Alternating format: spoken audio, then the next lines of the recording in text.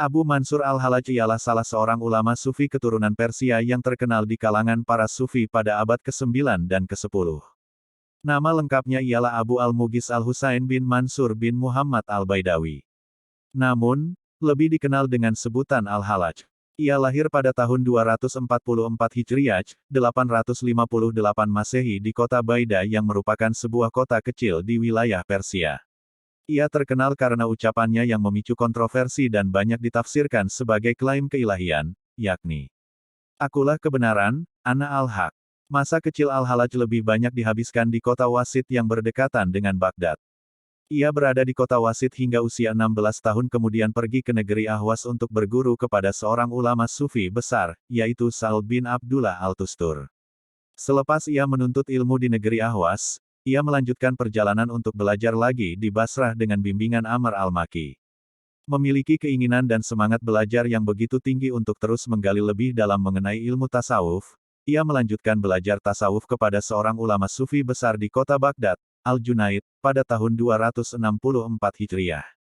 Selain menuntut ilmu, ia juga telah menunaikan ibadah haji di Mekah berkali-kali. Tatkala ia tiba di Mekah pada tahun 897 Masehi, ia akhirnya memutuskan untuk mencari jalan sendiri yang ia yakini. Ia mengembangkan pemikirannya dari ilmu-ilmu yang selama ini ia pelajari. Pada masa-masa itu, al-Hallaj telah mulai mengembangkan pemahamannya lebih dalam tentang konsep dan proses penyatuan dengan Tuhan. Ketika ia menyampaikan ajaran dan pemahamannya kepada orang-orang bahwa ia telah menemukan cara untuk bersatu dengan Tuhan, ia dianggap telah gila dan keluar dari agama Islam, murtad. Ajaran yang ia sampaikan dinilai tidak sesuai syariat Islam dan bahkan diancam untuk dibunuh oleh penguasa Mekah pada saat itu. Al-Hallaj bersahabat dekat dengan kepala rumah tangga istana pada saat itu, yakni Nasr al-Kushairi. Mereka berdua kerap melakukan perbaikan dalam sistem pemerintahan agar menciptakan pemerintahan yang bersih.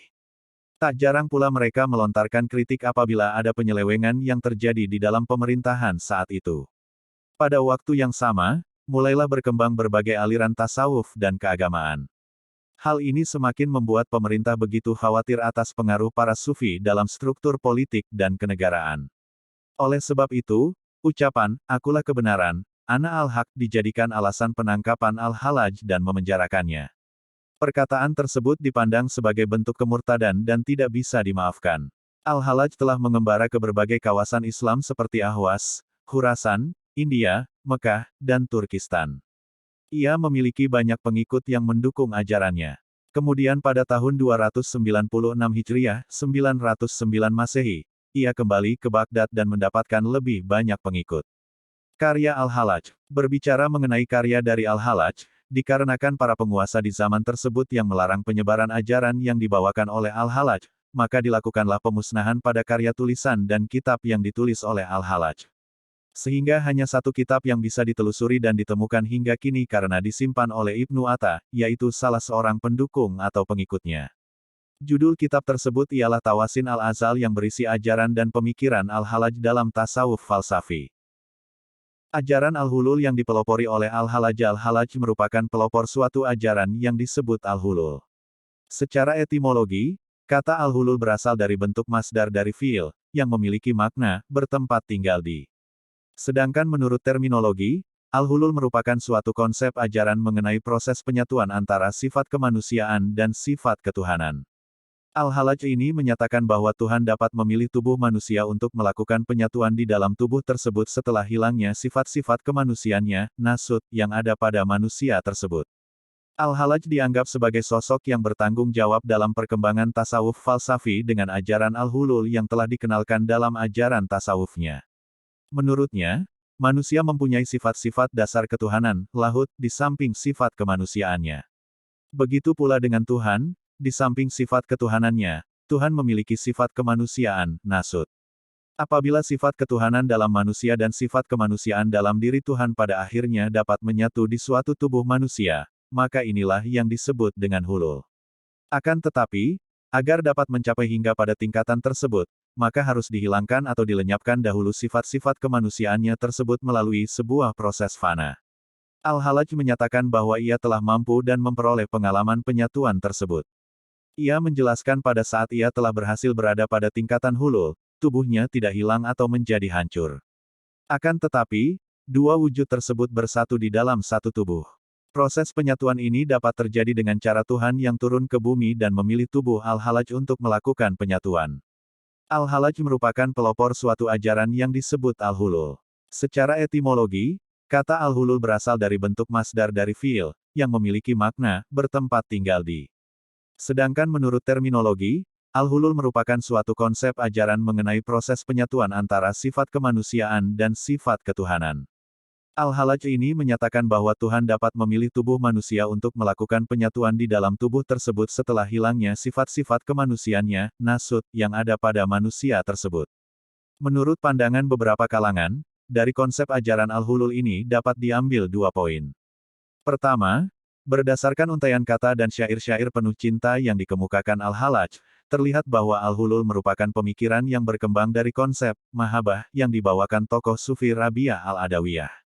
Kedua, konsep Al-Hulul dianggap hampir seperti konsep itihad atau penyatuan dengan Tuhan yang dipelopori oleh Abu Yazid. Akan tetapi, menurut Harun Nasution, konsep bersatunya manusia dengan Tuhan yang dialami oleh Abu Yazid itu tidak sama dalam prosesnya dengan apa yang dialami oleh Al-Halaj. Perbedaan antara itihad dengan Al-Hulul ialah saat Abu Yazid naik ke langit untuk melakukan proses penyatuan dengan Tuhan. Sementara itu, pada konsep Al-Hulul, jalan Tuhan yang turun ke bumi dan akhirnya bersatu di dalam dirinya. Perbedaan lainnya adalah apabila Abu Yazid bersatu dengan Tuhannya, dia merasakan bahwa dirinya telah hancur sehingga hanyalah terdapat satu wujud dan hanya sifat Tuhan yang ada. Sedangkan pada paham Al-Hulul ini, meskipun saat Al-Halaj mengalami penyatuan dengan Tuhan, ia mengaku tubuhnya tidak hancur. Ajaran Al-Hulul yang dibawa Al-Halaj beserta ungkapan-ungkapan syairnya yang begitu mendalam ini tidak bisa diterima oleh orang-orang pada saat itu. Serta menuai banyak kejanggalan dan kontroversi bagi ulama-ulama lain, termasuk Syekh Abu Nasr As-Sarraj, serta para ulama fikih fuqaha, dan ulama kalam. Pada akhirnya Al-Halaj dituduh bahwa ia menyimpang, anti-syariat, dan dianggap sebagai pelanggar batas-batas agama, murtad. Di sisi lain, beberapa kalangan juga memandang bahwa ini merupakan kesalahan Al-Halaj dikarenakan ia telah membuka tabir rahasia-rahasia keilahian yang sebaiknya tidak perlu dibuka. Ajaran tasawuf Al-Halaj mengenai konsep hulul ini masih sering disalahpahami pada masa kini dan dinilai sebagai jalan yang mengantarkan pada kemurtadan karena pelopor ajarannya dieksekusi dengan tuduhan murtad.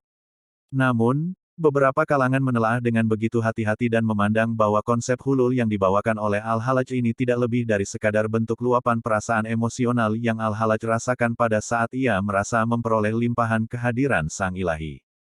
Perasaan yang Al-Halaj rasakan itu sebagaimana para ulama sufi yang lain rasakan melalui pengalaman tasawufnya. Perasaan tersebut akan muncul di suatu titik di mana para sufi telah berhasil merasakan kehadiran ilahi.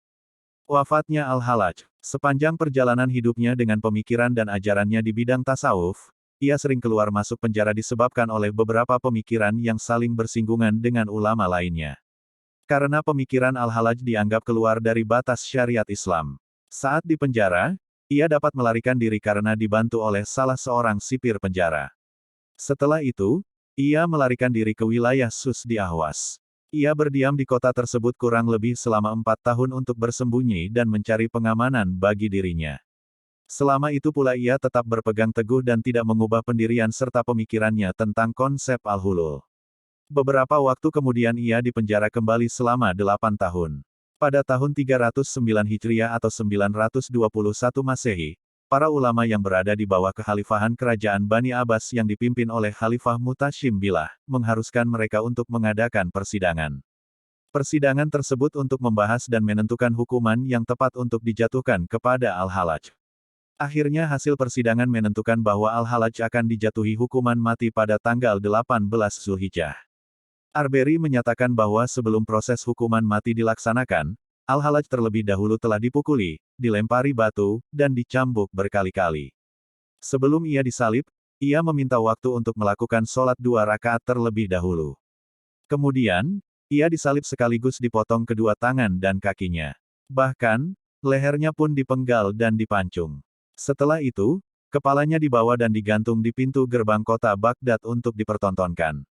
Hal ini dimaksudkan penguasa sebagai peringatan serius bagi para sufi lainnya yang memiliki pemikiran seperti Al-Halaj. Muhammad Golab menceritakan bahwa saat Al-Hallaj dinaikkan ke atas menara oleh para Algojo, orang-orang mengerumuninya dan melempari batu kepadanya. Saat diberi berbagai hukuman kejam pun Al-Hallaj selalu mengulang-ulang kalimat, "Ana Al-Haq," dengan terus tersenyum. Lebih lanjut, dikatakan bahwa Al-Hallaj menoleh dengan tersenyum kepada orang-orang yang akan melakukan salib padanya seraya mendoakan mereka. Di dalam doanya, Al-Hallaj justru mendoakan agar orang-orang yang akan membunuhnya tersebut diberi ampunan dan rahmat oleh Allah Subhanahu wa Ta'ala. Kemudian ia mengatakan bahwa jika anugerah yang Allah berikan kepadanya ini diberikan juga kepada orang-orang tersebut, maka tentu mereka takkan melakukan hal seperti ini. Bahasan mengenai proses wafatnya Al-Hallaj ini meskipun dengan keputusan hukuman mati yang telah disepakati bersama, sampai sekarang masih banyak perdebatan mengenai persoalan dan sebab-sebab mengapa Al-Hallaj dibunuh dan bagaimana proses pembunuhan sebenarnya. Menurut versi yang lain, yaitu berdasarkan perspektif Harun Nasution, sebab pembunuhan Al-Hallaj bukanlah karena ajaran atau pendapat Al-Hallaj yang berbeda dengan pemikiran dengan para fuqaha. Akan tetapi, Al-Hallaj dibunuh karena tuduhan bahwa Al-Hallaj memiliki hubungan dengan gerakan Karamitah yang merupakan gerakan pemberontakan terhadap pemerintahan dinasti Abbasiyah. Kematian tragis Al-Hallaj tidak membuat gentar para pengikutnya. Setelah 1 abad, ajaran dan pemikiran Al-Hallaj ini masih tetap diikuti dan berkembang di sekitar wilayah Irak. Terdapat sekitar 4.000 orang yang mengikuti ajaran Al-Hallaj dan menyebut dirinya Hallajiyah atau berarti pengikut Al-Hallaj.